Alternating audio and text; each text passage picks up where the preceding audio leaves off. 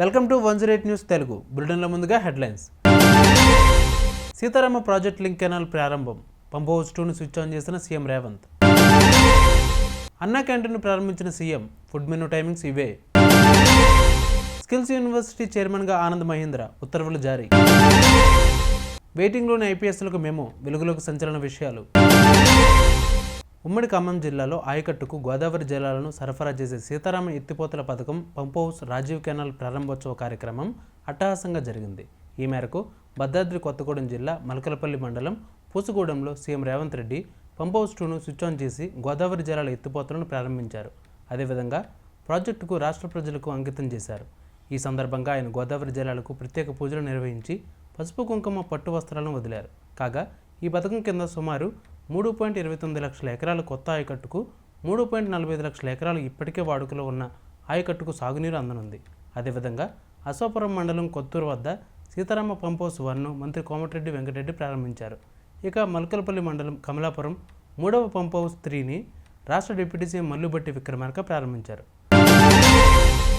బుక్కడు బువ్వ కోసం ఎవరూ అలమటించకూడదు. తక్కువ ధరతోనే అందరికీ టిఫిన్, మధ్యాహ్న భోజనం, రాత్రి భోజనం అందుబాటులోకి తేవాలన్న సంకల్పంతో అన్నా క్యాంటీన్లను పునఃప్రారంభించింది ఆంధ్రప్రదేశ్ ప్రభుత్వం. రాష్ట్రంలో మొదటిగా కృష్ణా జిల్లా గుడివాడలో సీఎం చంద్రబాబు అన్నా క్యాంటీన్ను ప్రారంభించారు. తొలి దశలో రాష్ట్ర వ్యాప్తంగా 100 అన్నా క్యాంటీన్లు ప్రారంభం కానుండగా రేపు వివిధ జిల్లాల్లో మిగతా 99 క్యాంటీన్లను మంత్రులు, ఎమ్మెల్యేలు, ప్రజాప్రతినిధులు ప్రారంభించనున్నారు. ఇక అన్నా క్యాంటీన్ను పునఃప్రారంభించిన తర్వాత సీఎం చంద్రబాబు నాయుడు స్వయంగా భోజనం వడ్డించారు.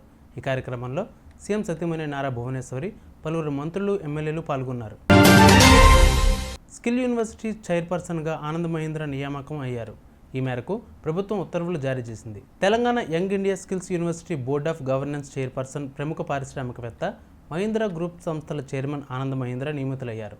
Automobile, aerospace, defence, energy, IT వంటి ప్రముఖ రంగాల్లో మహీంద్ర గ్రూప్ సంస్థలకు ఆయన చైర్మన్గా ఉన్నారు. ప్రభుత్వ, ప్రైవేటు భాగస్వామ్యంతో స్కిల్స్ ఇండియా యూనివర్సిటీని ఏర్పాటు చేస్తూ ఇటీవల అసెంబ్లీలో బిల్లు ఆమోదం పొందింది.